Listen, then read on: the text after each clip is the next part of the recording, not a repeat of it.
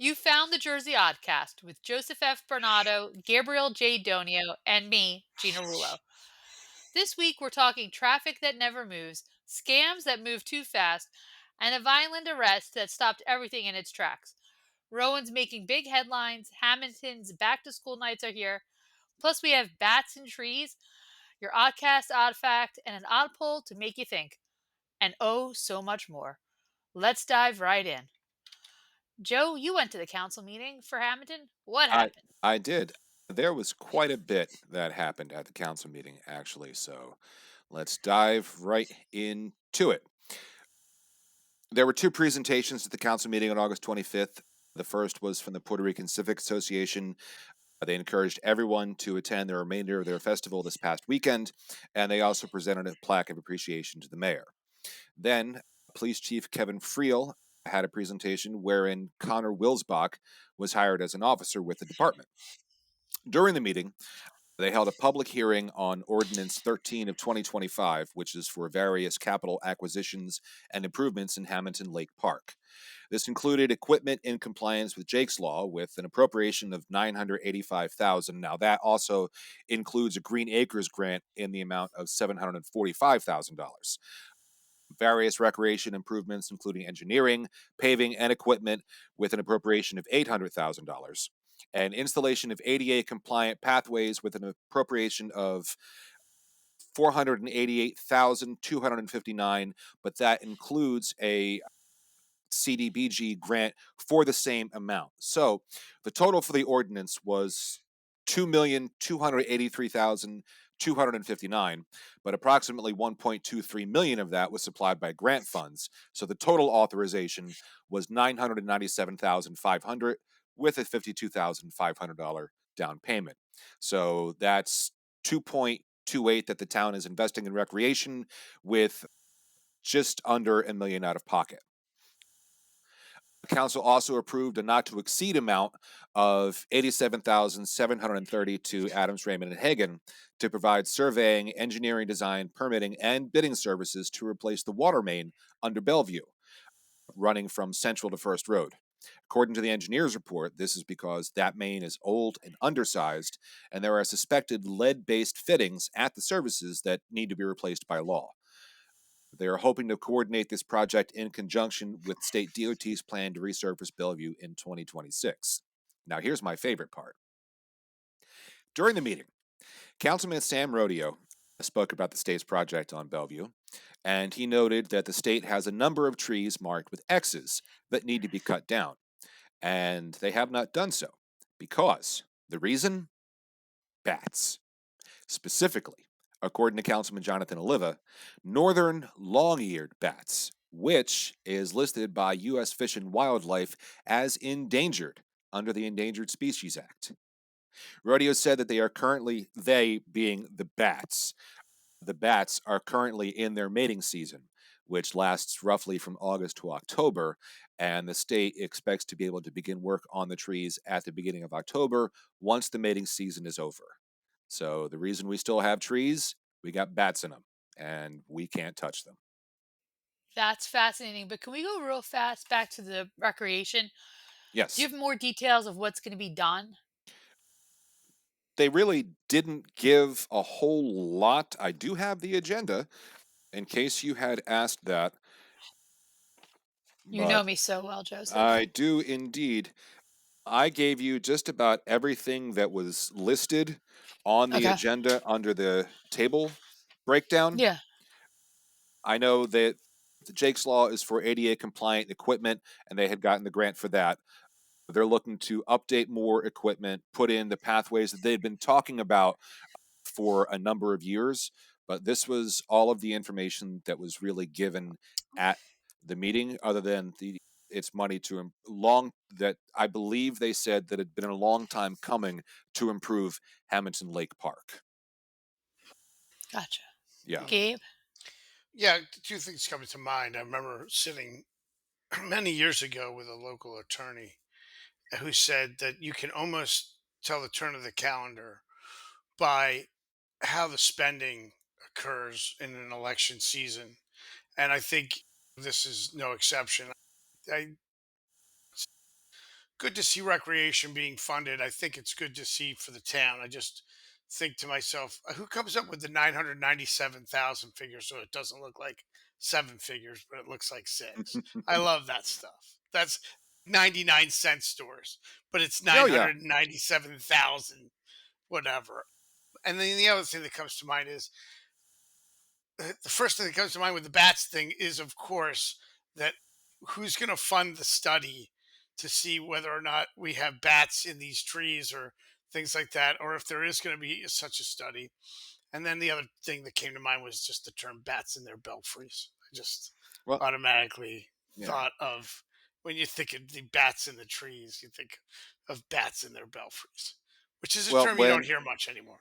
no, when I heard that report, I chuckled and I had flashbacks because, as you may recall, back in 2010, I was living in an apartment above a store in town, and we had a bat infestation. And they could not be removed because it was in the middle of their birthing season, which immediately predates or their mating season. So these bats wouldn't have been able to be moved until the 1st of October. And it was June when we discovered them. And it's not even that they couldn't be removed. Like you couldn't eat the netting that they put over windows so that they can't fly in and over the holes in like the eaves and so forth. You couldn't even put those down because if the mother bat went out to get food for her younglings, then she wouldn't be able to get back in the house. And then you would have dead baby bats all in the eaves. And these bats were able to crawl in between a crack in the stairs that had to be no longer than a stick of Wrigley's. And like they were able to fly around in the living area. And State Department of Health says that if bats have access to your living area, because they secrete a numbing agent in their saliva and because their bites are razor sharp pinpricks that can heal up. If they have access to your living area, it's possible that you could be bitten in the middle of the night and never know. So they recommend that everybody in such a situation gets rabies shots. Mm. And let me tell you what a We joy that know, we was. know. You're salty Well, about it. I am salty about it. Joe, how did those shots feel? Inquiring minds want to back guano. That reminds me, completely off topic, ages and ages ago, I had a friend of mine. This was back when everybody was downloading music off of Napster and making their own CDs. I had a friend of I was mine. never partaking anything like that would have been illegal. I It didn't was even know 19. how to use Napster, so I was out of that. Besides the point, she was a fan of both Batman and Winnie the Pooh.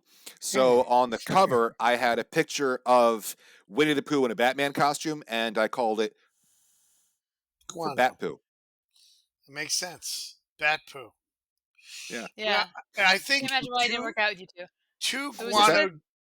good. guano jokes in succession. That's got to be the only podcast that's doing that this week. I think Or pretty at wild. least one that is not dedicated specifically to bats. Yes. Was Or, there a good or anything else. attendance at the council meeting? There was originally the new officer's family was there, and there was a large coterie from the PRCA. But once those presentations were done and they had the recess so people could take pictures and so forth, then not so much after that. No. So the lesson there is civic organizations. They're there for you in the council chamber. You swear in a police officer, they're there for you. You spend $2.5 million. It's an empty chamber. No, nobody's there, and they know that. Yeah. It's just interesting to me. But it's nice to see people come out for the other things, though. That's pretty awesome. Absolutely. Yeah. Oh, good for you for going, Joe, while council makes these important decisions I'm there every about month. our future. When it comes to making decisions about your own future, especially for buying or selling a home, you want people who know Hammonton and South Jersey inside and out. And that's Crowley and Carr Real Estate. Gina, you're so right. Our friends at Crowley and Carr Real Estate have been around a long time. They know what they're doing, and they have the energy. and the expertise that you're looking for. If you're looking to buy or sell your home or commercial property in South Jersey, call Phil Carr, owner of Crowley and Carr Real Estate. Crowley and Carr is the best place in town to find the best place in town. Call them at 609 561 0505 or go to Facebook or Instagram. Thanks, Gabe. So last week, getting to the Atlantic Expressway to go to Philadelphia was a little bit of a challenge in the morning. I had to find ways around the Bellevue Avenue Egg Harbor Road intersection, cruise down 11th Street, maybe go down past more. I went a couple different ways trying to figure out which way was the fastest to get back on the expressway. And that's just part of the traffic issues. And we saw the impact of what the lack of traffic in downtown has had on the businesses. This is not the first time in our lifetime that we've seen that. We saw that with the sidewalk construction and other projects. But Gabe, I think you can explain to people why that traffic is so vital, those cars. I've been thinking about this. I spoke with a downtown business owner who outlined for me August is light to begin with, but it just dried up when they blocked off that area of the railroad track. And it cast my memory back to history in Hammonton. And one of the most amazing fights in Hammonton that virtually no one remembers was the Route 54 bypass. Now, the Route 54 bypass was going to be a roadway that was going to be back in the days where you talked about the car driven 50s and 60s and into the 70s. And we were going to bypass 54 so the truck traffic would go around it, but not just truck traffic, all traffic. And this happened in cities across and small towns across the United States. They just dried up the traffic flow through these downtowns. Now, the truck traffic, I think, is different now in downtown Hamilton for a variety of reasons. I think because there's more people walking around the downtown, truck traffic doesn't go through as much. But I believe if we had moved that traffic out of the downtown, there would not have been a downtown to revitalize. As bad as it got, there was still the fact that people had to drive through it for decades. What you saw a couple weeks ago in this town is what I think the downtown would have looked like all the time if that bypass had been built. You look back in history, you think about decisions and how they get made and how they impact the future. If that bypass had been built, it would have been a disaster for the downtown. And forget about a town hall and things like that. Everything would have just blown apart. So I was thinking about that and the business owners downtown. And I know it was a tough few weeks, but imagine if it had turned into just a ghost town. And that's what Well, would have happened, I think. Your thoughts, I guess, guys, on this? I really believe truck traffic set aside, but it's still there. But car traffic through the downtown is the lifeblood of that downtown. there are two cinematic examples that immediately spring to mind to support your argument. The first from 1960, Psycho.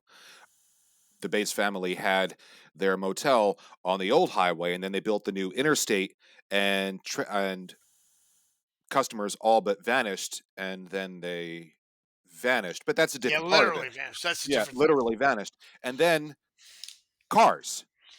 Radiator Springs was right on Route 66, and this is based in history. Many towns along Route 66, once the America's highway, the vibrant part of the tourist industry for thousands of miles, when they built new interstates that bypassed Route 66, that traffic also dried up, which is why Radiator Springs dried up. And that's happened so many places when you had a major state highway or even a major federal or US highway like 30 or 322 or 40, and then you had these bypasses where they were in the middle of nowhere and it was just straight nothing. Those towns suffer drastically. Yeah, on your point, and by the way, two great cinematic examples there, Joe. Great. That anyone who's seen Cars or Psycho knows exactly what you're talking about. But also to tack onto that, yeah, the Atlantic City Expressway was built Yeah, and it literally bypassed. You saw everything along 30 and 322, a lot of things, not everything, but get dried up. And these little yeah. roadside stops that were there forever, just only the best survived. and I don't think a lot of them have survived it to the 2020s. That's a good point, but all good points. What do you think, Gina? It's complicated, I think, in a lot of ways. You need to do all these road work. Bellevue Avenue is not going to be done for another couple of years, it looks like, especially with bats and trees. Whatever it's going to be a year, 18 Yeah, months, 10 months, whatever it is, it's going to be a long time. So we need to make sure we find ways and highly communicate the ways to support these businesses in the downtown so that they can't say, I have no traffic, no one's coming. And we need to convey that not only locally within the borders of 08037, but externally too. We have social media, something that was not around when we did, or at least not as prevalent in the era of when we did the sidewalks. But it needs to be conveyed there in a very clear message and marketing that this downtown is open, ignore the traffic, it's bad, we get it, but hey, we're all in it together. And they have to lean into some fun marketing and ideas with that. And we really need to encourage that and foster that and help them because it's going to be messy for a while. And people like to take the path of least resistance. And if that means avoiding Bellevue Avenue for a while, I think motorists are going to do that. Mhm. So yeah, we need and to find ways to encourage them to still come downtown, park behind, park on the side streets, take a little 15-second stroll from Central Avenue onto the sidewalks of Bellevue, whatever it's going to be. You know what I mean? yeah, I think fantastic points because if you don't communicate this ahead of time, we're going to be right back in the same situation we were a few weeks ago, where everyone's like, "What is all this road construction happening at the same time?" It just wasn't communicated well, and I think this is a massive project on 54 from Route 30 to Route 40 to Harding Highway. Are you kidding Yeah. me? So that is an unbelievable project. Joe, I wasn't at the meeting like you were. The bat thing, did that put the whole project on hold or just the tree removal? No, that just put the tree removal on hold. Okay, just want to make sure. Yeah, they were hoping to have I don't they didn't indicate that the project itself is on hold, simply the removal. They can't take them down for the time being. Yeah. Now, I would have to imagine with them replacing the water main through the center of town, if and when that comes to pass, that will delay the repaving, I would have to imagine, by 90 days or whatever the settlement period is. So even though we're talking about a years long project, replacing that water main is going to extend it, must imagine, 90 days to make sure the road settles properly on top of the underground utility work. Otherwise, you've Right. got potholes coming in 3 months. Good times. Oh, Good yeah, times. all the time. All part of the fun. All part of the fun. Yeah. And I'm sure our town will handle it with grace and dignity like we do everything else. Grace and aplomb, Gina, are not just a name for a girl and something that sounds like a plum. Not in Hammonton. I I No, it's I not I working, always Gabe. think of Gene Wilder with quiet dignity and grace, That's and right. then you lose your mind. Yeah. Mm. A Or singing violent in the man was rain. arrested. Mm. Thank you, Gabe. A violent man was arrested and is facing Wasting. homicide charges following a fatal stabbing on Diamond Drive. According to Cumberland County Prosecutor Jennifer Webb McRae, police responded around 11 p.m. on August 26th, where they found 59-year-old Albert Moore stabbed inside his home. He later died from his injuries. Sean A. Moore, age 26, of the same address, has been charged with the purposeful and knowing murder, unlawful possession of a knife, and possession of a weapon for unlawful purpose. This is all coming from a Cumberland County Prosecutor's Office press release. Authorities say Moore fled the scene in a black Chevy Tahoe before police arrived. He was later taken into custody by the U.S. Marshal Service in Pennsylvania. Radnor Township Police aided the marshals in taking Moore into custody. He was said to have been found in a Villanova University parking garage.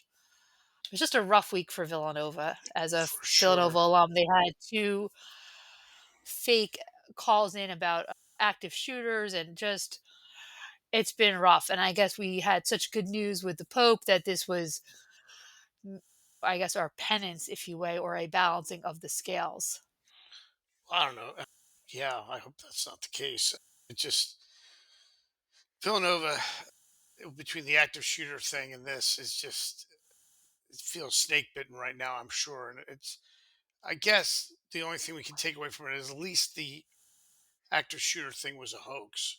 I think Gina, you mentioned that there were two of those, right? That that I believe that there were occurred. 2 Villanova Yeah, incidents, yeah. that's Yeah, and just if I'm crazy. not mistaken, when this gentleman was arrested, it wasn't like in the midst of a shootout or a violent confrontation. He was simply hiding out in the parking lot I or believe that parking is what garage. I read. Yeah. Okay, so that could have gone a lot worse also. So at least it wasn't. Yeah, I mean, that really could have gone much further south than it already had. So trying to Yeah, look on the bright side there. I appreciate yeah. that, Joe, I mean, you're how bringing terrible is something it? to the table. Yeah, And How yeah. how terrible is it that we're couching this in terms of, at least no one set off a nuclear bomb at Villanova, or did, like, this is where we are in the world these days. We said, well, at least it wasn't a Yeah, real active shooter situation, or a real, not real, like just the situation in the parking garage. It's that's just crazy times. that's me, ever the optimist. You are a glasses yes, half that's full what kind they of say guy. about you. That's what they say about you, Joe. Yeah. When they're not Glasses calling you half Mr. full. Lucky. Yeah, yeah, That's how I choose yeah. to When see they're not things. busy calling, when they're not busy calling Joe Mr. Lucky, they're saying he's a cockeyed optimist. Oh my god. This is a serious story out of Vineland and one that reminds us to keep our eyes open. And speaking of eyes, Hammonton Family Eye Care is here to keep yours healthy. That's so true, Gina. See Hamilton Family Eye Care for routine and medical eye care for all ages, from glasses to contacts to eye exams and more. Visit Hamilton Family Eye Care, Peachtree Plaza, 80 South Whitehorse Pike in Hamilton. Call 609 567 7479 or go to hamiltonfamilyeyecare.com. And remember that right now there's a back to school sale going on, 40% off frames until September the 6th. Some restrictions apply. See store for details. Thanks, Gabe. You were driving around as you do because you get antsy, and I've been taking a look at all the construction going around. What's going on in West End? Gina, I prefer to think of it as investigative reporting here for the Oddcast, not Oh, just sorry. killing, My apologies. not just killing time because I'm antsy. It can be both. You get bored Um, at home with me. Let's be honest. I'm boring. oh, I enjoy spending time with you. Listen, Uh here's the huh. deal. I did go out there to West End and Orchard, and there are the signs in the ground now for each individual townhome. There's about five of them, I think, that these signs are almost the size of political signs. They have information on them. So I think we're right at the cusp of the framing out of these things beginning to happen. It looks like all the utilities are stubbed out. There's the street curbs are done, the cutouts are done, the striping and everything for the roadway seems to be done. So my eyeballs, to me, it's like this is on the precipice of it about to begin. And it's an exciting time for that area because for many years it was dormant. And let's face it, it was not what I'd call the ideal situation. I'm not sure the townhomes are the silver bullet, but they are going to be built. And I think at this point, hopefully they get embraced and they bring people to the town and the downtown. But Joe, what do you think, you guys both, about this project and how it's progressing? I have long had reservations about the amount of traffic coming into that area, and I drove past there a few days ago and noticed a great deal of on street parking, which is going to be a good time at the corner of Pleasant and West End, right at Suicide Hill. Lots of on street parking. So I will be interested to see how that plays out. That's about where I'm at the moment. I know it's 60 or 65 townhomes they're looking to be built. I don't remember the exact, could be 61 for all I remember. I think I it's think it'll 60. definitely change the landscape. Definitely going to change the landscape. So I am reserving judgment at this time. See how I went right from being an optimist to not? Yeah, pivot. It seems like you're. That's why they call you Pivot. Mr. Unlucky. Mr. Unlucky. Mr. Glass half empty. Gina, what do you think of this project? Yeah, I don't know. It's just, do we need it? Do we want it? I don't know. Is it really going to be beneficial for the town? Undecided. Is it going to look good? I don't know. Like when we got the Ecker drug, now the Walgreens, I was like hoping they would give us the good one, the good style, the good design, and Like brick? and we didn't get that. No. Yeah, Yeah. and we didn't get that. So are we just gonna get the design? Is it gonna have that lovely Belgian block curbing that I hate? You know what I mean? I'm just like, which version are we getting? Are we getting like the low version, the mid version, or like the nice version? Gina, they're And maybe using I'm too river. bougie. Gina, they're using river rock. Come on now. That look on the bottom you love so much. We'll see. You know what I mean? We'll see what happens, and who knows? Maybe we'll go buy one and move there, Gabe. Maybe we'll go look for that lifestyle ourselves. There's something to be said for that, and there's something to be said for that whole area. I will say this: West End Grill did a wonderful job, I think, with their remodel. Beautiful. I think it looks great. It's a great gateway to West End. These townhomes can't help but, I think, in some way impact, for example, West End's business and the businesses around there, antique store, etc. I, I'm not. I like you guys. I'm not convinced it's the ideal for the town, but I also feel like we have to embrace that the fact that it's going to happen. So we need to make the best of it. And I'm sure that's not a ringing endorsement for the developer or for the town that did the area of redevelopment for it. But if you want ringing endorsements, talk to people who voted for it. That's not our job. At the very least, once it's done, I would have to imagine that they're going to be repaving West End so that because you can't have all of that new construction and then these jankety roads that we still have because Pothole City. between Yeah. 12th Street and Orchard, it's like driving an old city. There's so many patches. It's terrible. It's like cobblestone. The next time I decide to go sing karaoke, maybe the road will be a little bit nicer. That's right. It may Yeah. be, So many and that wouldn't have happened, Joe. Is your point without the new development? Most likely, Oh yeah. they Yeah, wouldn't have because done it. people have been screaming for that stretch of road to be repaved for years because Yeah. it's awful. I don't have enough words to describe. Like it's irresponsibly bad in there. Unless it's done specifically to make bar traffic slow down, it's irresponsibly bad. Might But be. yeah, no, I agree. I agree with you on all that. And like I said, we're each one opinion, and they're just opinions of what it should look like.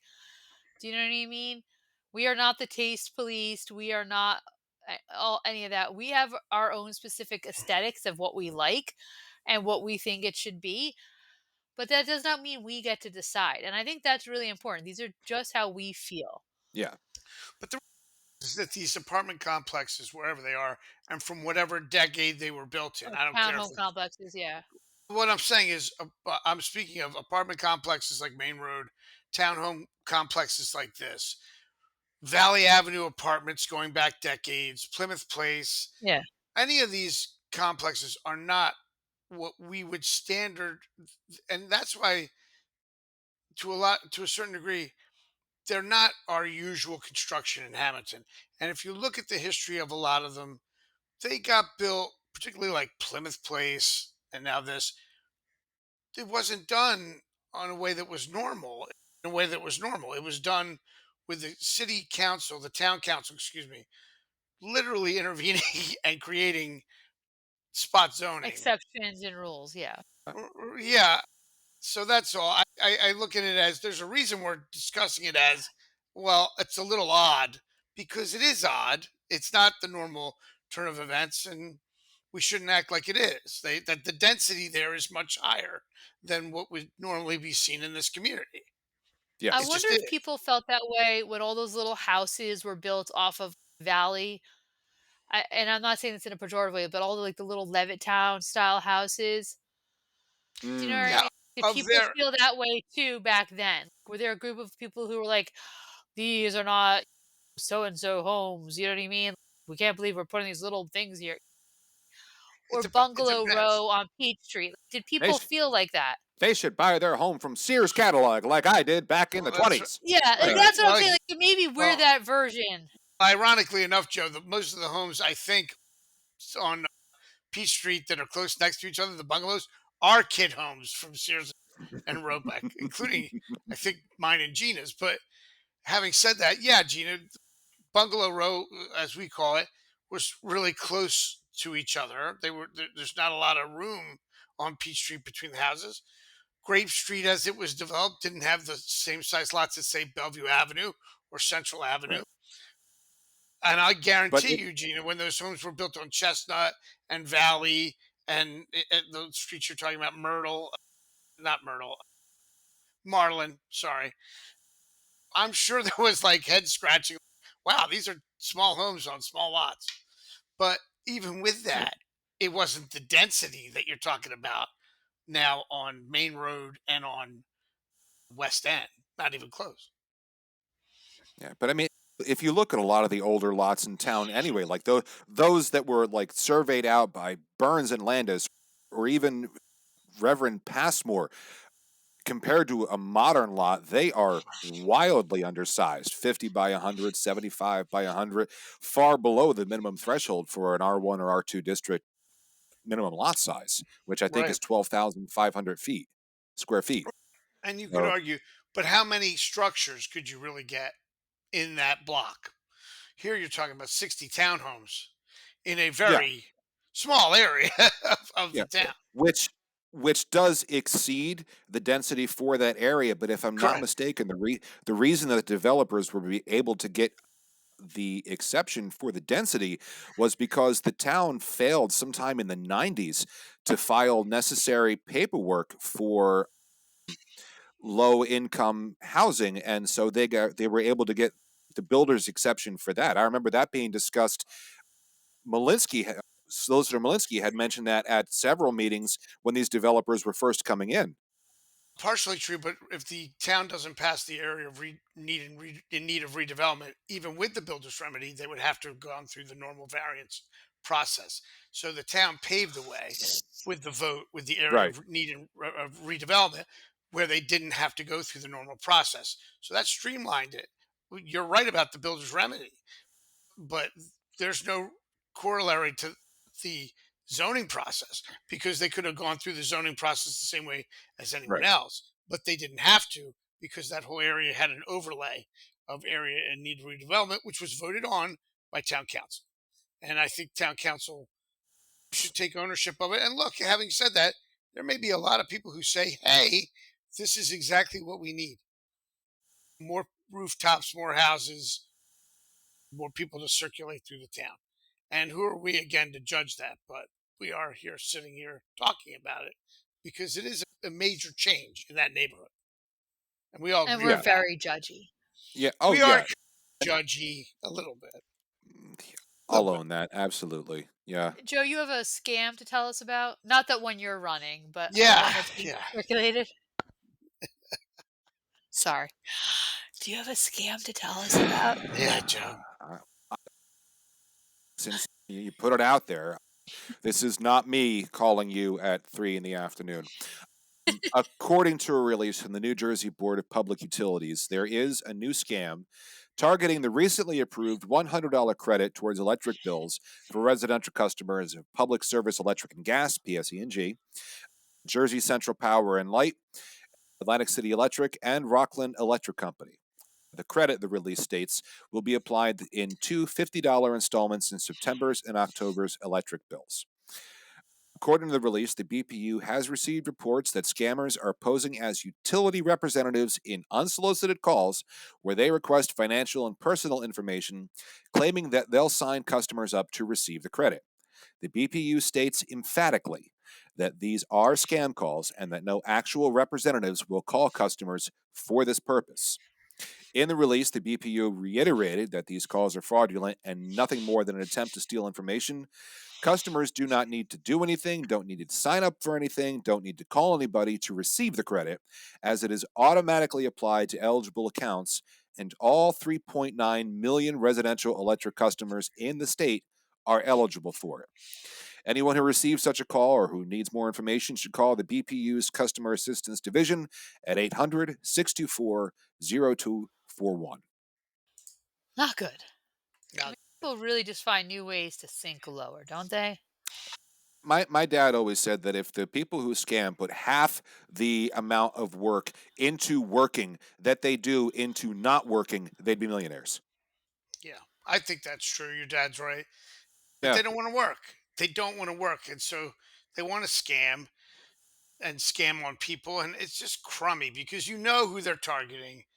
People who aren't that intelligent, people who aren't that savvy, senior citizens who are thinking that, oh, they're trusting and think, oh, this person is calling me. That must be true. It's just scummy all the way around. Yeah. Honest to God. Terrible. Yeah, not a good thing. And it's a difficult enough summer. It's been awfully hot and bills are high, and you just don't want to see this. And this is the kind of news that comes across your desk, and you're like, ugh, really? People suck. Oh, yeah. Yeah. Yeah, but you'll never Completely, be disappointed if you believe that all people suck, is my opinion. yeah, completely removes your faith in Yeah. humanity. Now, that's not necessarily in humans. Like, I am a great lover of humanity and the human race. I just don't like most of the people who currently inhabit it. Does that make sense? Oh, we've heard, Joe. We've heard. Okay. Yeah. Yeah. You guys, again, the glass half empty is just, can a glass half empty be overflowing? I don't think it can If physically, it's a but dribble glass, yes. yeah, if it's a dribble glass, you guys are the dribble glass of pessimism. But I still think there's good in people. At least somebody is pushing back on this. This is the good part. And through Yeah. us, we can amplify that and let people know if somebody calls you trying to get your personal information, whether it's for the $100 thing or just in general, please be skeptical and don't like just automatically give that information out. That personal information is like gold to scammers. It really is. Oh, We don't and want to. Go ahead, Joe. go, no, go ahead because I'm about to go off topic. So please go ahead. Yeah, I would just say we don't want to see anybody get caught up in that kind of scam. Instead, trust folks who build things you can actually see and count on, like Masterwire Manufacturing Fence Company, keeping homes and businesses protected the right way. absolutely. Because for more than 40 years, Masterwire Manufacturing Fence Company has been providing the South Jersey and tri state area with residential and commercial fence supplies and services. Whether you're looking for quality products to do it yourself or are in need of a trustworthy fencing company to install your fence, they've got you covered. Masterwire Manufacturing Fence Company provides the highest quality products and customer service to each and every person who walks through their doors or gives them a call.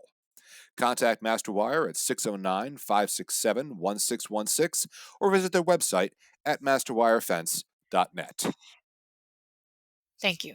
You're welcome. And real quick, the dribble glass of pessimism sounds like something out of a bad D&D campaign or a Monty Python sketch.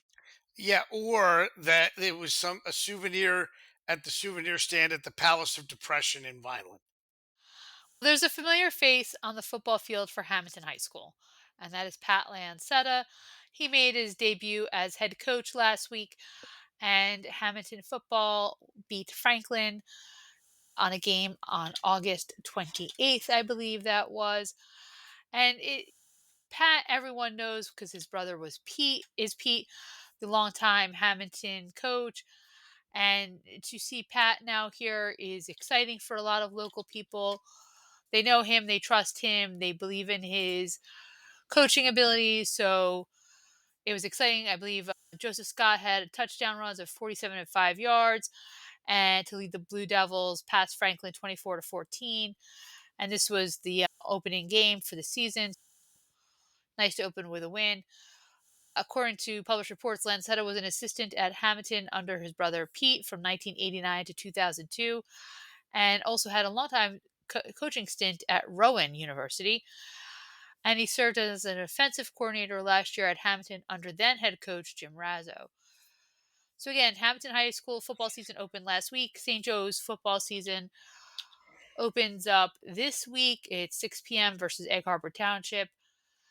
And again, it's fall sports season, and we always often talk about like how can you go out, be involved in the community, especially if you're introverted, you don't want to really engage too much. Go to a sporting event. Gabe, we always wrote about this in the paper. If you want to be part of the community, attend a sporting event. You'll be around other people. The schedules are usually online somewhere. You can just go out, watch a game, and be done in 2 hours and go home. So that's enough peopling for a while, but it still Look, makes you part of the community. it's a sports minded town. It's a social town. And the two together are mini versions of the Feast of Our Lady of Mount Carmel, in a sense. When you go to a sporting event in Hamilton, whether it be for Hamilton or St. Joe or youth sports, you're going to see a lot of people you know. And you're going to, if you're new to town, you're going to see people and get a chance to meet them. So, yes, it's a great way to socialize. And then all these student athletes, what can you say? I think it's a great thing. We have built up across the board two things at the same time in this town, and that is we've increased the balance of athletics across girls and boys sports at both schools so that everybody has a chance if they want to play a sport that they enjoy. I think football, of course, remains the flagship for both schools, but it's different now. There's plenty of opportunities for boys and girls in sports. And then the second thing is we've made sports part of the general extracurricular activities, not better, not worse, just part of it. We have the arts, we have so many other extracurricular activities, obviously the band and things of that nature, the play, so many different things. So I think it's a great time to be a kid in Hamilton, a student in Hamilton, at these high schools and in middle schools because there's great sports programs all the way down even to elementary school level now, and that's a great thing. And there's great programs in general for extracurriculars. Plus, the food at the concessions is really good. Oh my God, so good, so good. Look, I, I'm just saying, you can get food at concession stands cheap that you can't get at restaurants, and there's something about eating, and it's not like it used to be. It's not just like it's French fries and a hot dog that's been boiling for 4 hours. They have food now besides the French fries and the hot dogs that have been boiling for 4 hours. Yeah, don't But knock even that How are hot you dog. still but wait, wait, hungry? wait, wait, You even ate a sandwich every night during the feast week. How could you even think about eating any of that stuff again Because that anytime this was is soon? that the was like I a said month it's ago. the But equivalent. yeah, This is but the but there's equivalent. that there's something about eating French fries and a hot dog and whatever else on a crisp autumn night while fans are cheering in the stands. There's You And can't how buy about that in a restaurant. how You about can't. Joe? Joe, how about the fact that we have the sausage and pepper sandwich? Yeah, There's you can't get that at Absegami. You can't get that at Egg Harbor Township. Hamilton has the best food of any sports stand. This is widely understood among yeah. circles of people who know. If you know how they say, if Mhm. Hamilton is where you come, and the opposing side says, "I hope we don't get beat, but we're gonna eat." Like, Yeah. And there's great athletics going on too. oh yeah, absolutely. Okay? I believe you. I go to Super Bowl parties for the food. I hear there's something on television. Like There's some sort of you're the game. I'm the wrong guy for this, but I'm Right. still trying to encourage people to go out, so let me have that. Sports brings the community together, just like Marinella Funeral Home has brought generations of families together in times of need. A Funeral Home, a Hamilton tradition. It is a Hamilton tradition, Gina. Marinell Funeral Home has been serving the community since 1962. and has been family owned and operated for 3 generations. Marinello Funeral Home provides individually designed burial, cremation, and pre planned funeral services to meet the needs of each family. Ask them about how pre planning provides true peace of mind to your family. Contact the Marinello Funeral Home, located at 102 North 3rd Street in Hammonton, at 609 561 1311. Joe, Rowan University was in the news twice last week for really good things, right? Oh, yeah. Big things are happening at my alma mater. Woohoo! First, Rowan has officially opened the Schreiber School of Veterinary Medicine, which is the first school of veterinary medicine in the state of New Jersey. It's Uh, amazing. the inaugural class is made up of 75 students, with more than half of them hailing from the state. And before this, the closest school, I believe, was the School of Veterinary Medicine at UPenn. So this is a great thing both for the region and for the state. And secondly, according to the Atlantic County Economic Alliance, a partnership has been formed with Rowan and the National Aerospace Research and Technology Park, all of whom signed a memorandum of understanding to, quote, launch a statewide and national consortium for aviation innovation.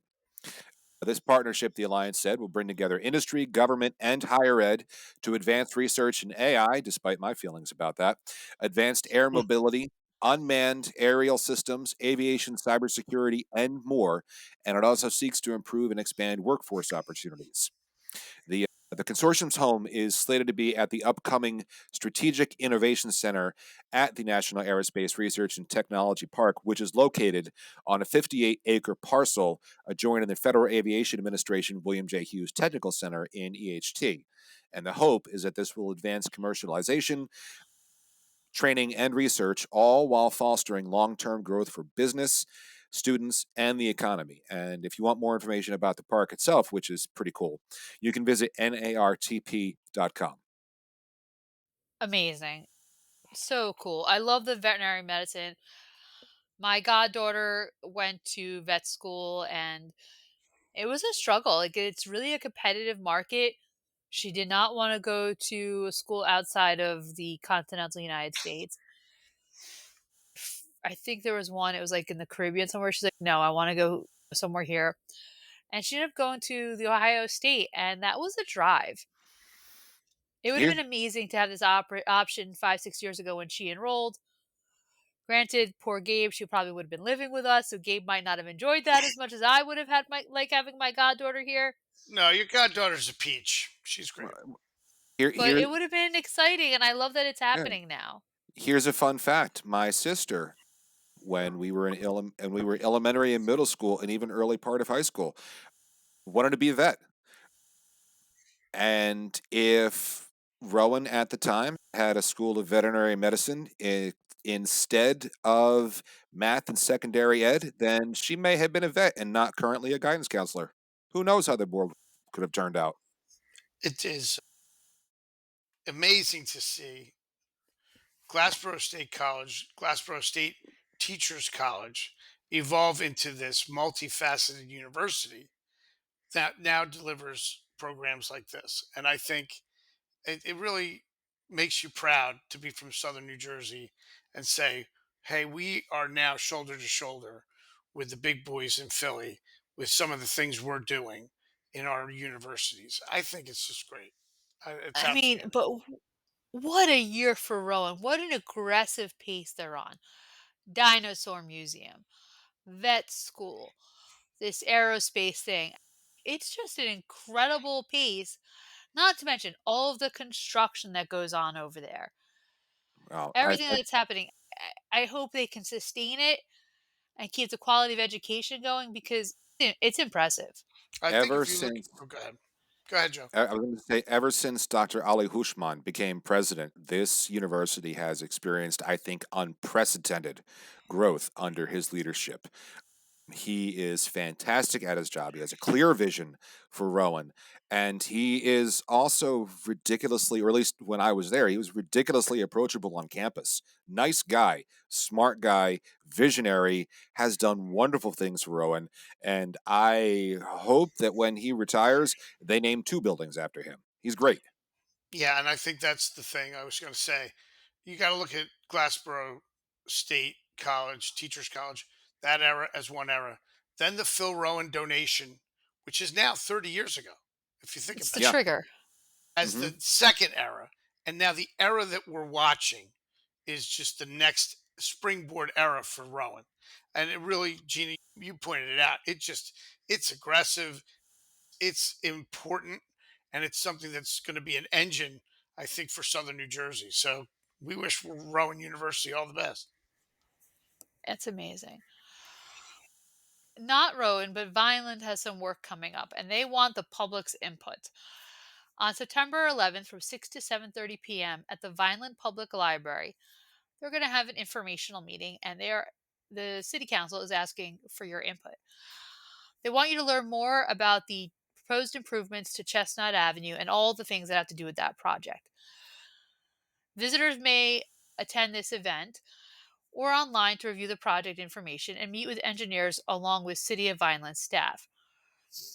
To enhance safety for all roadway users, the City of Vineland is proposing to implement a road diet, replacing the current 2 lanes of traffic in each direction with 1 lane in each direction with a center left turn lane and paved shoulders between Delsey Drive and Main Road, located within the City of Vineland.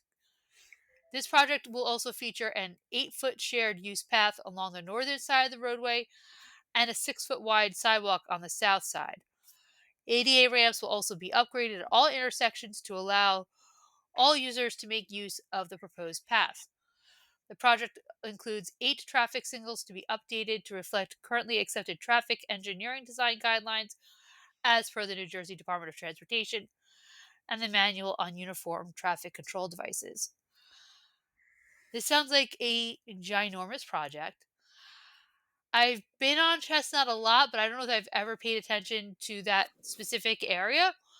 So now I want to go drive it and be like, how do I feel about this? Do I like this idea? Is 1 lane a good idea? What's it going to do to traffic during certain peak hours? I don't know, but I'm glad they're open to discussion. I hope they really listen and not just be like, okay, we said we were going to listen, but we're going to do this anyway. Yeah. Yeah. No, I definitely like the idea for public comment, public input. It reminds me of a couple of years ago when the town had those Zoom meetings for input about like bicycle improvements and so forth. I share a concern that they made like, thank you very much for your input, and then proceed along anyway. But I think public comment is important for something of this scope. It always is. And I think everything we talked about with the road projects here, it's going to be incumbent on these first meetings to lay the foundation to say, okay, we'll stay with you every step of the way. We'll communicate every step of the way. And when these things are implemented, it will not be a shock to people. So Right. hopefully there won't be as much turmoil as we saw a couple weeks ago in Hammonton, in Vineland. I hope so. Yeah. Yeah. And good luck to them too, because can you imagine if, say, the state had a public input comment about what they're going to do to Bellevue? We'd still be in that public comment period because we wouldn't be able to agree on a damn thing. Good point. When life throws you curves or traffic, it's good to have coverage that moves with you, and that's diversified insurance. That's absolutely correct, Gina. You can see Diversified Insurance for all your commercial and personal insurance needs. They are a value added firm. They provide unsurpassed service, consult with you to determine your needs, and offer you a choice of insurance plans and programs. They are a value hunter who can find the best combination of coverage, service, and price. Contact them today at 609 567 7771 or visit their website at diversifiedinsuranceofnj.com. Let's stay with the mobility idea and that we need to all have and public input. Gabe, there's something going on with the county, isn't there? Yes, Gina, and that's a mobility survey that's coming up. The Community Mobility Survey is being put together by the South Jersey Transportation Planning Organization, SJTPO, and they're updating the access for all transit plans, also known as the Coordinated Human Services Transportation Plans for Atlantic, Cape May, Cumberland, and Salem counties. The Access for All transit plans focus on improving mobility for senior adults, people with disabilities, people with low incomes, and underserved communities. The Access for All transit plans are updated every 5 years. So if you live in Atlantic, Cape May, Cumberland, or Salem counties, just take a few minutes to answer the following questions that are on this survey about your transportation needs. Your answers will help the SJTPO develop strategies to improve transportation services in your county. At the end of the survey, you can provide an email address to enter a giveaway to win one of four $25 digital gift cards. This is entirely optional and not required to complete the survey. The survey will close on September 30th, 2025. For questions or concerns related to the survey, please contact the SJTPO office at 856-794-1941 or at email accessforall@sjtpo.org. Yes, and the county mobility survey is available at surveymonkey.com/r/sjtpo mobility survey. Hmm. Survey Monkey. How You're a about it? monkey. Hey, Look, the thousands upon thousands of businesses use it. I just wish that they had a little bit better of a name. Survey yeah. Moon. I don't know. It's too cutesy for my taste. And I like cutesy. So We know, How Care about, Bear. yeah, yeah, would you have preferred they called it Survey Monchichi, perhaps? maybe. Mhm. Maybe I I might think I think the or mobility survey is a very valuable resource.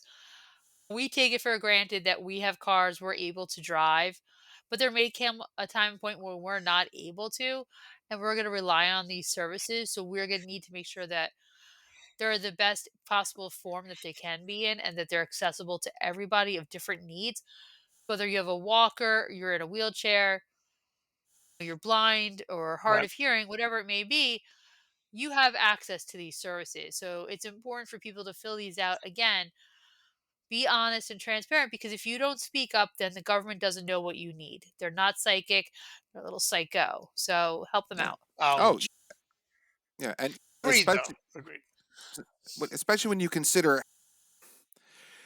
how lacking we are when compared to the rest of the industrialized and developed world when it comes to mass transit, public transit, and providing transportation for those who don't have vehicles. I think this is, I think it's an excellent tool.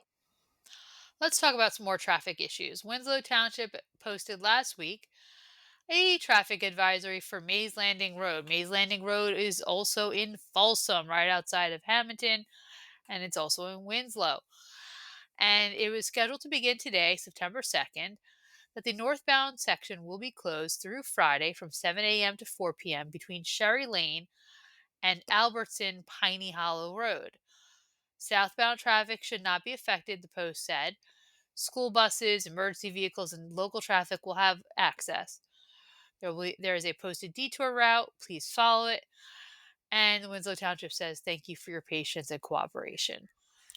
But I'm like, oh, Folsom School's right there. You know what I mean? You've got so many other ways. It's like a very big artery road. And to have it closed right now, I'm like, oh, that stinks. Yeah, but that shouldn't affect Folsom School. Folsom School is much closer to 54. This is more. This is closer to, and I think a little bit past the golf course. Yeah. So it's that there are a lot of homes in there, but Yeah. and at least one of the lanes is going to be open, which is more than we had with some of the road closures a few weeks ago. So I So have a few friends who live in Winslow whose kids go to Folsom. So really, I'm thinking of them. Yeah. They're choice Mhm. students. okay, I didn't realize that was even a possibility of a thing. All Yeah, right. Folsom has a choice. So I know a couple people who are Winslow people who go to Folsom. So Hmm. Let's just go out to the Black Horse Pike and come around a long way. it's a week of inconvenience. It is, but th- that's what happens when you repave. We need the roads repaved, so we got to be inconvenienced for a couple of days, and then we're good for 20, 30 years. Otherwise, we'd be complaining like it's West End and no one's repaved it since the Eisenhower administration. If then. Yeah. What are we on? Back to school nights coming up. We'll be talking about that soon. But if Winslow traffic has you stuck, at least you know there's something good waiting for you back in Hammonton. Baglands Market, the flavors of Hammonton that are always worth the trip. That's so true, Gina. And the Baglietti's Market, they like to say, we treat our customers like family. With a variety of custom cut meats, farm fresh produce, delicious cheeses, a full deli, and more, Bagliani's Market has something for everyone. They are famous for their wide variety of authentic Italian specialty products. Try their Italian bread and rolls, prepared foods, and homemade pasta. Follow their social media for weekly loyalty reward promos. Bagliani's Market is located at 417 12th Street in Hammonton. Call 609 561 0693 or visit Facebook and Instagram for more information. Thanks, Gabe. Like Gabe said, it is back to school season, and that means back to school nights for some of our area school districts. Joe, drop us the deets. Back to school nights in Hammonton will be as follows. The Early Childhood Education Center will hold theirs on September 16th at 6 p.m. Hammonton High will hold theirs on September 17th at 6:30 p.m. The middle school will be on September 18th at 6 p.m. And Warren East Soy Elementary School will be on September 25th at 6 p.m. Folsom's back to school night will be on September 11th at 6 p.m. And then in Winslow Township, School 3 will hold theirs on September 8th. Winslow Township High School will be on September 9th. Winslow Township's Early Childhood Education Center will be on September 15th. And Winslow Township Middle School will be on September 16th. And all of these will be from 6 p.m. to 8 p.m. I have not been to one of these since I worked at the paper in the very early days. I want to say like the first or second year.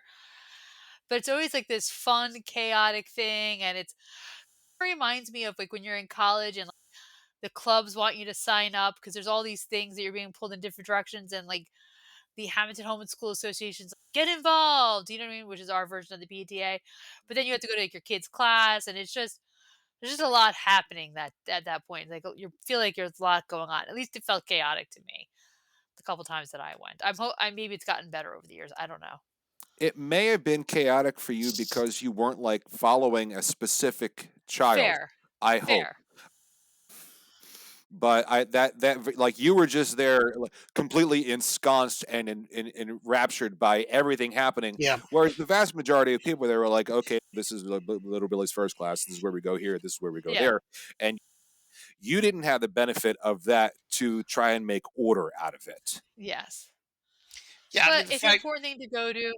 well, You parents need to go to these events. the Yes. fact that Gina and I don't have kids, I think, is puts us at a disadvantage for this segment because we haven't really gone to many back to school nights over the years. But I will say, I love the community aspect of it. I love when the Mhm. community and the parents get to experience going to the school. It's in the evening. It's a little different feel than when you're dropping your kid off there in the afternoon. And I think the thing is that it's an experience. It's like one of those things you check off the box that you have to do as a parent to call yourself, I think, invested in your kid's life. So I love it. I think it's great they do it every year to open up the new school years. Yeah. The only thing that I didn't enjoy going as a parent to back to school night was, and I felt bad for my parents when I first experienced this, was having to sit in my child's desk. Um, yeah, that's Folding yourself into it. yeah, like completely like just something out of I don't know, like a nightmare in order to fit into these desks. High school was much better, but like kindergarten, elementary school, these little tiny chairs. Did you That feel was the like Little only Billy? origami. Did you feel like Billy Madison? Was that the problem? Like you were little back bit, in time? Yeah, like little you bit, you but you had that whole Adam Sandler thing happening. yeah, and then realizing how small the school actually is, Yeah. even though it's not small, it looks cavernous when you are a little child. And then when you're an adult, you're like, man, this place is a lot tinier than I recall. But it's The hallways, right? yeah. The hallways Oh yeah. seem not as wide because you're No. wider and I You're think wide. Gabe was sad that he couldn't get on a whistle seat in the elementary school library. that's Oh right. man. That's right. Where's my whistle I seat? wonder if they still have those. They Yeah. reupholstered them Because at least once. I was gonna say I hope so because you sat on them, I sat on them. They old. Um, you know, Yeah, yeah. Let's ask Jen Britton. Gabe, what's happening with the Historical Society and opening up for their new season? I'm glad you asked. There's been a great tradition of the speaker series for the Historical Society of Hammonton, and that tradition now continues into 2025. And they've got some information here. It's just an inspiring evening of history, heritage, and community. The first one coming back here in the fall is Wednesday, September 10th, and it's going to be held at the Hamilton Family Success Center at 310 Bellevue Avenue. Totally free, open to the public, no membership or RSVP required. And the schedule is as follows: 6 p.m. is a monthly membership meeting, 6:45 p.m. refreshments, 7 p.m. is the speaker series presentation. And these will be stories of heritage, home, and Hammonton. A special Hispanic Heritage Month panel discussion will be moderated by Jim Bacon. Panelists include Corina Mendoza, Kelly Jimenez, and Lely Acosta. So they actually have a little bit of detail here, and they say, join us for an engaging evening of personal stories and shared memories as members of our community reflect on heritage, home, and the evolving story of Hammonton. From tales of immigration and tradition to reflections on family, identity, and belonging, this conversation brings together voices that celebrate the rich and diverse experiences that make Hammonton home. So, September 10th at 7 at the Hammonton Family Success Center, 310 Bellevue Avenue in Hammonton. That's the next time for the first of their continuing series of speakers. Gina? It sounds like a fun night out. I like that it's a different location, great parking there, super easy to get to and pop in. yeah, different location and different night. Usually, the speaker series is held during the regular meeting, which is, if I'm not mistaken, the first Thursday of each month. So this is a special event all around. Yeah, it There. seems like, I don't know if this is a kind of rebranding of the speaker series, but it certainly seems that way with the phrases they're using about heritage home in Hammonton and that sort of thing. Back to school means busy nights for families, and with the Historical Society of Hamilton kicking it off again, schedules get even tighter. One thing you don't need to worry about: septic or sanitation. All you have to do is call DeMeglio Septic and Quality Sanitation. Yes, because Demeglio Septic and Quality Sanitation are here for a variety of services, including septic pump out, grease trap service, high pressure jetting, portable toilets, and more. Call 609 561 3597 or go to demiglioseptic.com for Demiglio Septic, or call 609 561 4666 for quality sanitation. Experience the Demiglio difference, a promise of superior service, quality, and reliability. The fall really gets busy. It just starts off with one or two things, and then it's like, bam, 7 million things are going on. And you're seeing Gabe's mom at every event in town. It's just like so busy. And there's a couple of good ones coming up for the downtown. Yeah, there's a couple fun things coming up. First up is Poochapalooza on Friday, September 12th from 5 to 7 p.m., presented in partnership with Art Club Hammonton. There will be vendors for your fur babies, animal rescues, a doggo costume contest, and a cat-themed art gallery, Cataclysm 2, Curiosity. This will take Did place you in... write these, Joe? Because I feel like you were involved. I did not. No, I did not. Okay. Um, these will take place in parking lots off of Vine Street behind the 200 block of Bellevue. And the second is the Main Street Hammonton Cornhole Tournament presented by Cardboard Arena, taking place on Saturday, September 13th at 11 Lincoln Street, beginning at 11 a.m. Teams of two can compete for fabulous cash and prizes: 300 for first place, 200 for second, and 100 for third, as well as swag bags and t-shirts for all players. There will be free admission for spectators, as well as local food trucks and a beer garden. To compete, you can register at downtownhammonton.com/cornhole2025. I think Gabe and Joe, you guys should enter the cornhole tournament, wear your Oddcast t-shirts, and go for it. And I'll go as a spectator. You That think might lots of happen. things there. That might happen. this is normally when you would say something like this, I'd immediately be like, no, or that's ridiculous. But I think on this one, Joe, we could do that. That one might be fun. Eh, Do it you might play be. cornhole? I don't know. No, I actually it is September 13th. No, believe Are it or you not, washing your hair? no, I do. I have a work engagement that day. Joe's reorganizing his sock drawer that day. He can't really make a work engagement. I do. I have a work engagement. Who you You burying? have someone moving. You got someone moving in. No, we're going to be starting to resurface our park, not resurface, but we're going to be working on like grading our parking area that day. All right, that sounds Yeah, legitimate. I don't know that you're doing the repaving.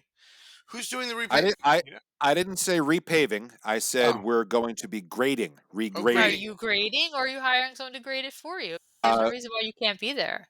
because I am the caretaker, and according to our bylaws, the superintendent, aka the caretaker, must be on property whenever any work by an outside company is being done.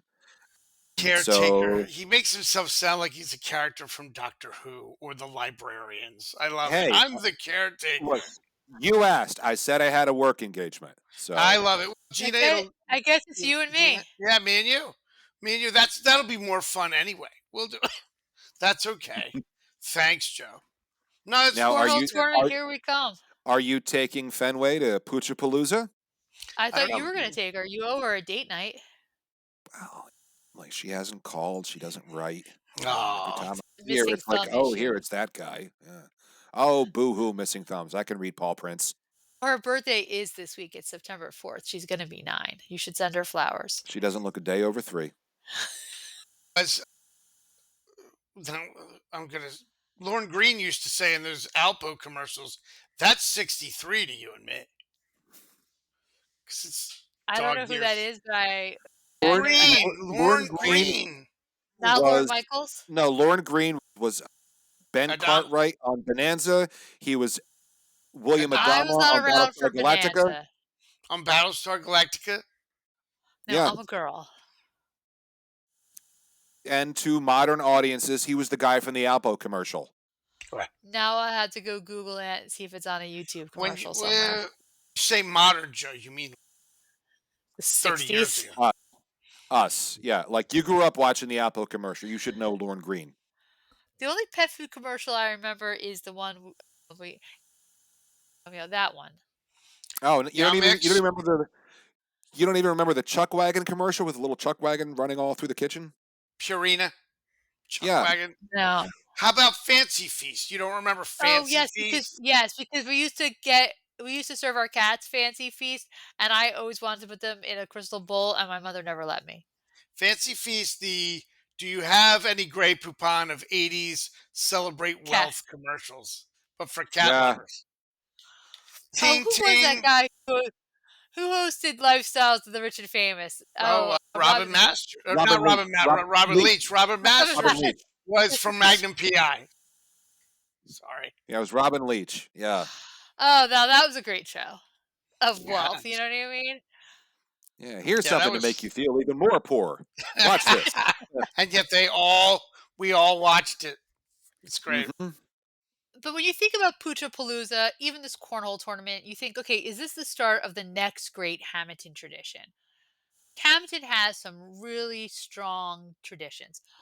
Obviously, the Feast of Our Lady of Mount Carmel. The Halloween parade is another one for me. Oh yeah.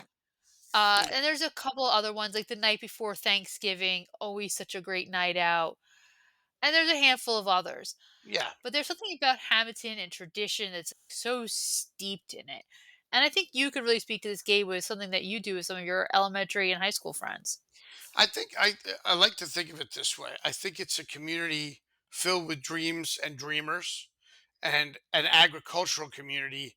And nobody automatically thinks dreamer and farmer unless we're talking about Field of Dreams. But actually, that movie makes sense to anyone who's really been in agriculture because you have to have a certain mentality and you have to understand the cycles of the seasons and the traditions that you do every year in farming that are just rote. And I think the people here have grown up with that. So I was saying my fantasy league, we were talking about this the other day. It's unique in that we have a fantasy football league with that started with 10 members in 1989. But those 10 members knew each other from high school in the early 80s. Actually, from elementary school in the early 80s, and knew each other until high school when we graduated, most of us in 1991. Occasionally, there were a couple other guys earlier. My brother John, 1990, other people, 94. Eight of the 10 original members are still in the league and have been in the league since 1989. That's what makes it unique, I think, because, and that's a very Feast of Our Lady of Mount Carmel kind of thing. It's a tradition that we continue as people because it's important to us. Tradition's important to us. Family's important to us. Our friends are important to us. And what it comes down to, for in my mind, besides tradition, is one other word: loyalty. Loyalty to other people, loyalty to the way we've done things, loyalty to the way we believe our town is. And I think that's what created downtown revitalization. I think that's what kept the town hall at Central Avenue and Vine Street. People like things the way they are, not in a let's keep a fly frozen in amber way, but in this way of just, this is good. We've got a good thing going. And let's not do anything to upset this apple cart because it's special and it's unique. So whether it's your friends from elementary school who now still know each other at 52 because they stayed in a fantasy football league for 37 years or so, or it's the Feast of Our Lady of Mount Carmel and you're hanging out with your friends from high school in the beer garden, I think these are the things that keep our town unique, special, and connected. And just throw that out there to you guys. What do you think about traditions in Hammonton? I think that I never would have thought to somehow manage to tie in fantasy football with the Feast of Our Lady of Mount Carmel. So well done with that. Thank you. I don't know. I don't know that I now fantasy football. That's like D&D, but with athletes, right? It's right. That's exactly the idea. Except you don't. And Nobody. there's no dice. There's There's no no dice. Yeah, dice. There's no dice. yeah, No big die. No, but the yeah, idea that these things are the pilings that we built this yeah. community on. And That's and the and idea. I'll go a step further when it comes to agriculture and dreamers. Your mind being more sports oriented than mine, you go to Field of Dreams. I go to Star Trek Sure. because Captain Kirk and Captain Jean Luc Picard were both farm kids who dreamt of something greater for themselves. And what is And the that's name of the ship?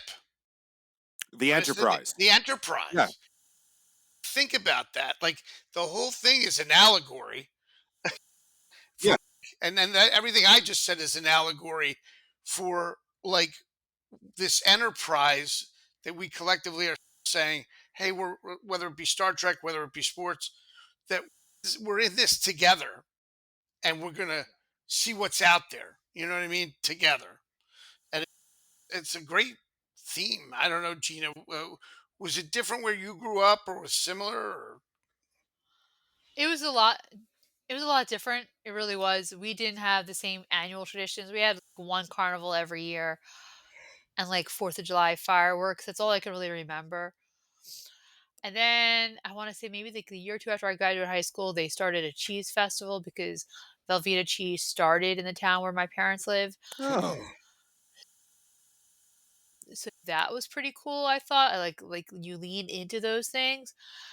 But there wasn't like the 800 annual blah blah blah blah blah. And like they really could have because it has Revolutionary War ties that area, so they really could have done something cool with it. Oh yeah. But there were certain things like they have this oddity museum. I don't know how else to describe this guy collected a bunch of stuff and he opened up a museum and it's called Museum Village. And it's like he's just like his stuff that he collected. And every year as a kid you would go there on some level of field trip.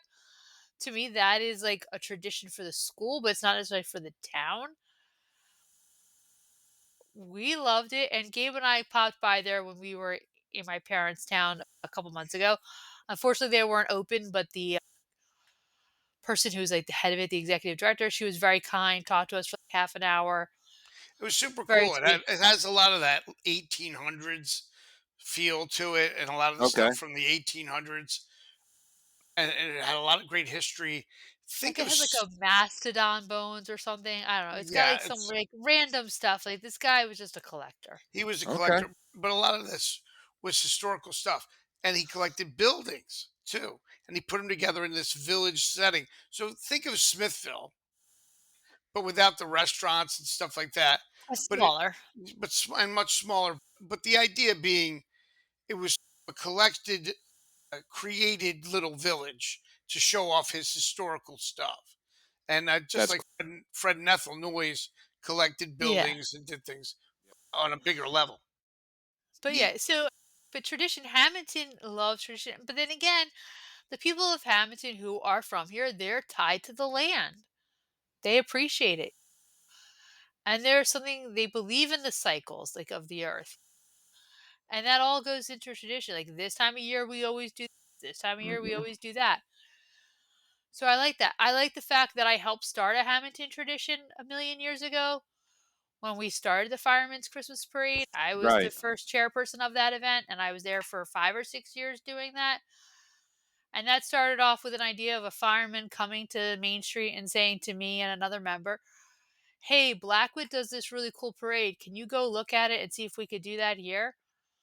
Okay. And being like 20, 21, and stupid, we go, we watch this parade. We're like, yeah, we could do this.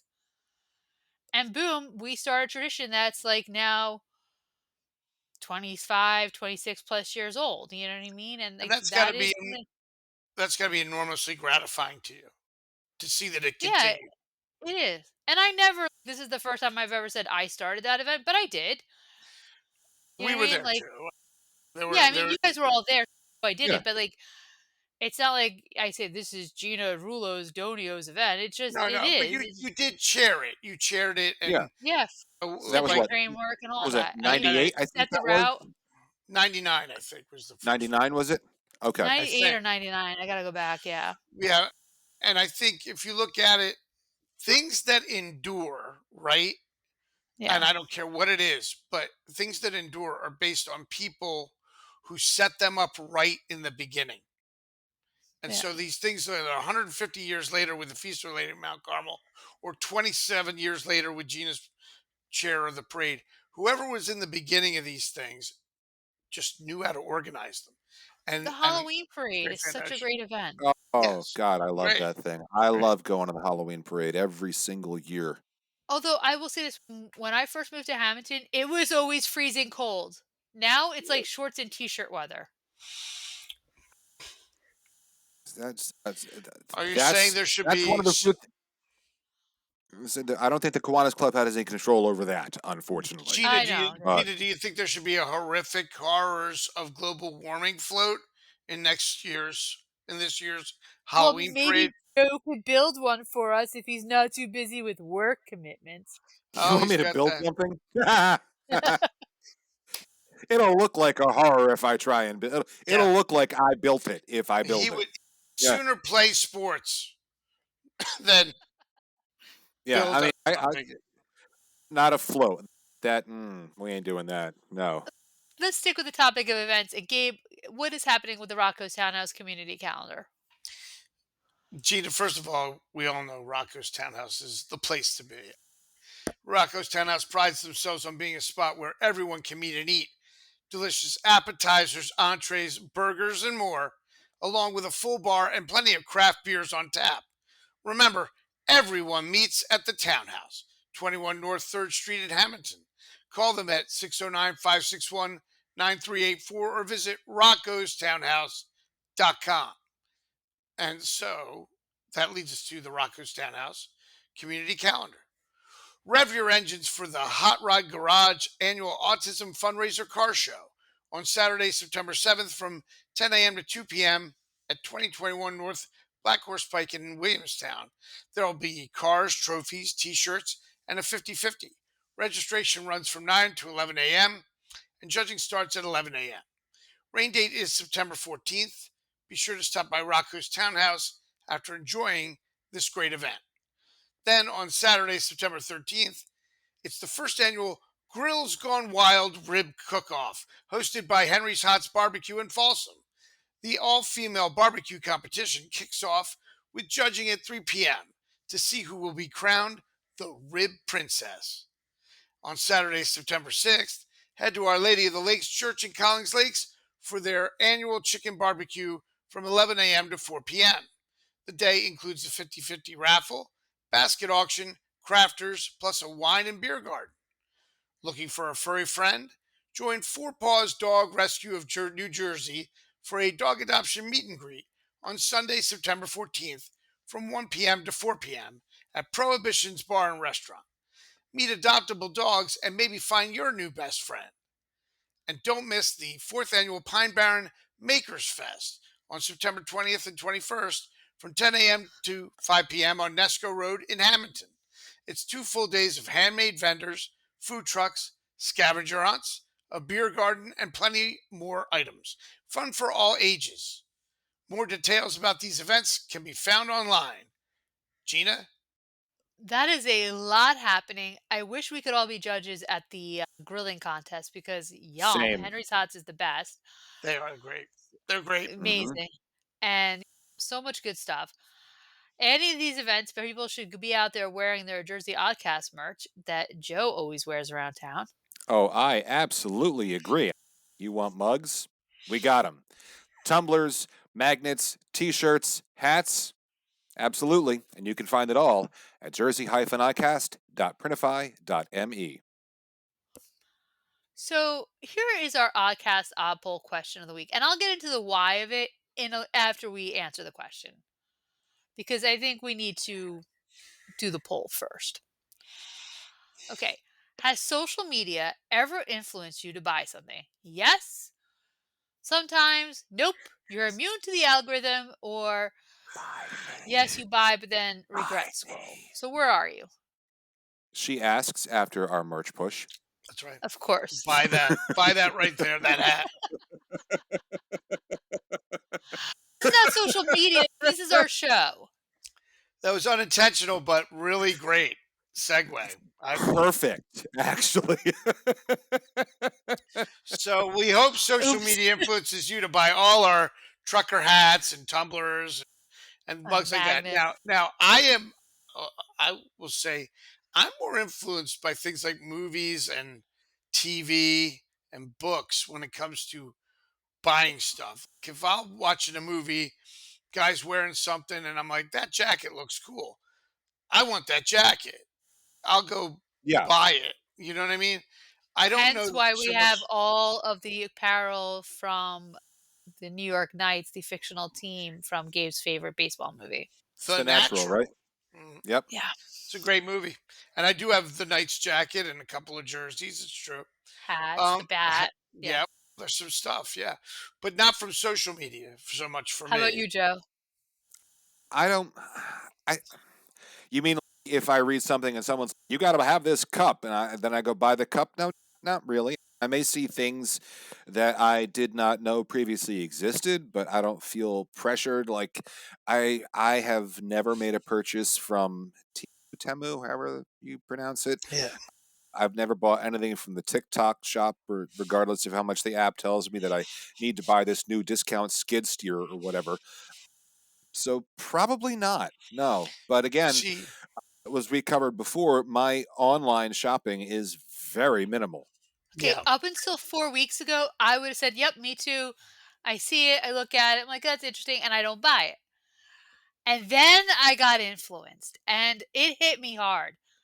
And I don't know what it is because it's not just me. It's like me, my friends, people I don't really know. We're all being influenced, and it happened, and it happened on last weekend. I go, people are like, "What are you doing today?" I'm like, "Oh, I'm going to take a ride up to the Coach store." And they're like, "Oh my God, Coach is having a moment." I said, "I know. The social media, it's got me. Instagram, TikTok. I love what they're dropping for this new season. It just dropped on the 27th, I think, of August. Like, I love the bags. Sign me up. I love handbags." I was influenced to get out of town, go drive for 40 minutes to the promenade, and buy a pocketbook Hmm. and accessories and a charm. And then it was so bad that my bestie, who I had talked to the night before, I send her a picture of me. Well, Gabe took the picture of me in the store. She goes out, buys a bag too with a charm. You It's know, bad. We were influenced. Joe, That is, did you watch Max Headroom back in the day on yeah, ABC? back in the day, yeah. Not since Blipverts have I I have no seen a more idea. dangerous thing than social media as an advertiser. It's it does become viral. I hate to use that word, but listen to the consumerism. These guys, the call to action of a print ad versus the call to action of watching a TikTok with a bag in it or whatever. And Hmm. Instagram, because my friend is not on TikTok. I am. All right, 5 years, not bought a thing. Now even I've succumbed. I'm just saying it's an awesome power Good to Oh job, yeah, coach. motivate. You owe me. Yeah, that's crazy. And it's a They beautiful love it. bag, and I loved it, and I instantly saw it, fell in love with it. Just like this is the bag. I looked at four other ones when I was there. I would have bought all four of them if my pocketbook would have allowed it, meaning the Yeah, wallet. But I was like, "Oh, this is beautiful. I love you. Come home." it's a handbag, for God's sake. I know. yeah. But look at my bestie. She saw me buying it. She went out and bought it too because we were talking Well, about it the night before how well, much we love all these bags, and that's now a we both own a new bag. I think that's a different movie than or TV show than Max Headroom. That's like single white female or something. That's a little It is out there. not. We were both already talking that we both fell in love with these bags, I and we both had to guess go to Coach it's a little because Coach weird. is upping their game. They have great leather. Like I could say these things, and it's not sponsored by Coach because, well, whatever. So you guys wait till it happens to you, and the next thing you know, you're buying something that you didn't even know you wanted because you've been influenced by social media, and not even an influencer, just discussions around it of people going and looking at it. No one famous told me to go to Coach. You're saying it's different than the Taylor Swift album drop on the podcast. Is what you're saying? Oh no, I ordered that night. Ah, Uh, okay. But I all would right. have done that anyway because I love Taylor Yeah, Swift. and I Right. don't know if that necessarily would count as being influenced by social media or just being alerted that it was coming out. Yeah. I also used to always pre-order all the Harry Potter books too. Mm, makes sense. It makes Gina sense. And yes, it is. And while you're voting in this week's odd poll, don't forget to grab your Oddcast merch. And if you're cleaning out your closet to make space for those fresh items that you've been influenced to buy, Jersey Oddcast merch, you can always call United Roll Off Services to help haul away stuff you no longer want. Yeah, clear out that closet and make way for the merch. And when you're done clearing it out, call United Roll Off.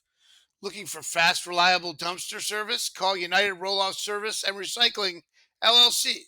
Family owned by the Grasso family and proudly serving South Jersey since 1999. Three generations strong, United Roll Off is your local solution for household cleanouts, construction debris, concrete, and yard waste with 11, 20, and 30-yard dumpsters ready when you need them. Serving Hammonton and all of Atlantic, Burlington, Camden, Cumberland, and Gloucester counties, they've got the size, service, and local touch you can trust.